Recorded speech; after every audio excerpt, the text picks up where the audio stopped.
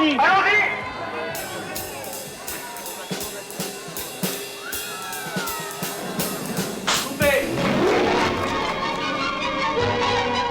Pour une première, c'est une première et elle se déroule sous le signe de la dualité fraternelle.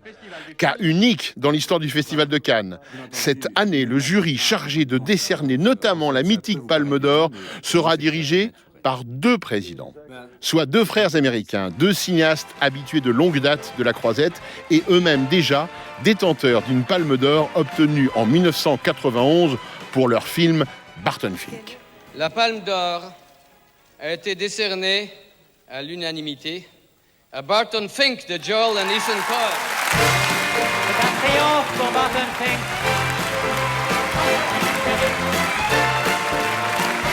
Mais les Coen partagent avec d'autres cette fraternité palmée.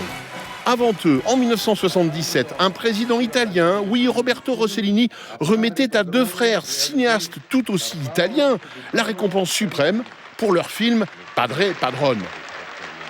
Mais en fait, qui est Paolo et qui est Vittorio ? Ah, c'est la dure loi des frères artistes de devoir se fondre dans une trop facile entité patronymique jusqu'à ne former qu'une seule et même personne dont le nom serait, en un seul mot et vite dit, les frères Taviani.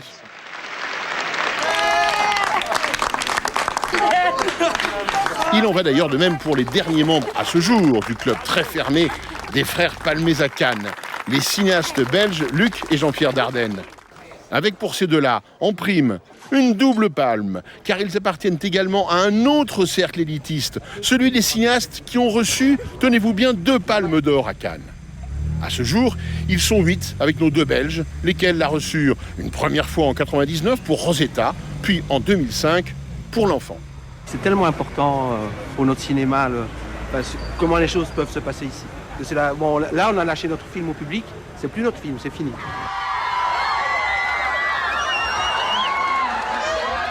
Aucune palme à ce jour pour les Wachowski, ces deux frères américains, mais en revanche, un succès mondial avec leur saga Matrix, dont le 2e volet fut montré à Cannes en 2003.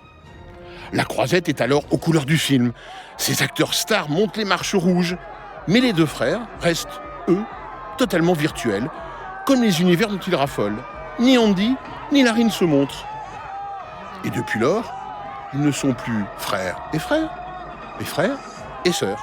Cité privilégiée de la Côte d'Azur, Cannes a pu faire en plein jour son plein d'étoiles grâce au 8e Festival international du film.